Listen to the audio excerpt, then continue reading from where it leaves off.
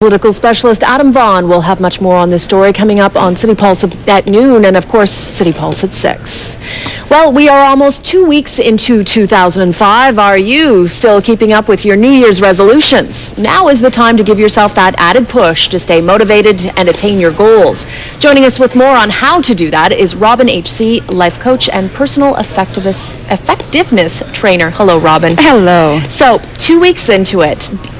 What kind of, how many people do you think have already gone off their resolution quest? Yeah, I would say that there'd be a large number of people that may perceive that they've failed at their attempt of their New Year's resolution. Already, 2 weeks in. Yes, easily. I'm sure a few people with a couple of days with things like quitting smoking. Mm-hmm. And one of the things that we really want to look at is recommitting and forgiving yourself and not waiting, another year until next January. Say, I'm going to do it. Yeah. Why do we always say on New Year's Eve, I'm going to start this? Why can't we start at any time of the year? It seems to be... Yeah, I guess it's that fresh start, January 1st, and it's sort of just it seems like a whole new cycle and a new beginning.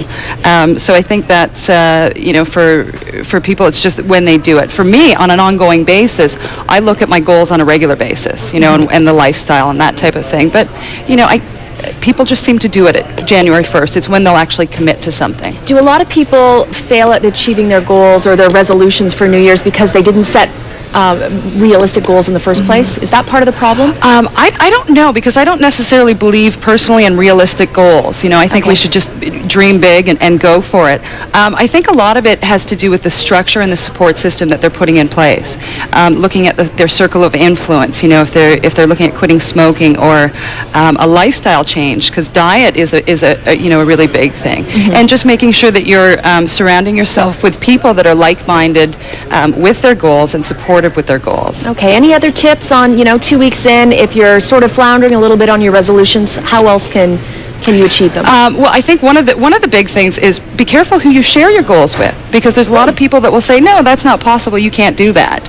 So you really want to be careful with what you allow in, and because nobody knows what's possible. I mean, right. There's so many things out there. Jack Canfield, Mark Victor Hansen, co-creators of Chicken Soup for the Soul, one of their goals was to publish this book, and they took it around to over 67 different publishers, and they were told repeatedly that nobody is going to go for this type of book. And it's just huge. Yeah, over 80 million copies. So people just don't know what's possible. So you just want to make sure that you're sharing your goals with like-minded people that are going to say, hey, I think you can do that.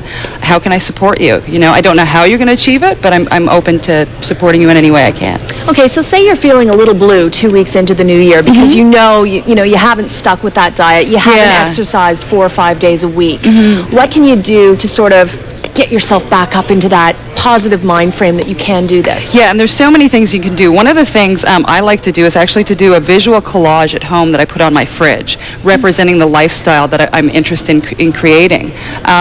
Other thing is sort of visualizations. Just keep imagining yourself achieving your goal, because the unconscious mind actually takes its cue from the visuals and imagination. Mm-hmm. So the more that we visualize things, the more probable it is that we're going to achieve those things.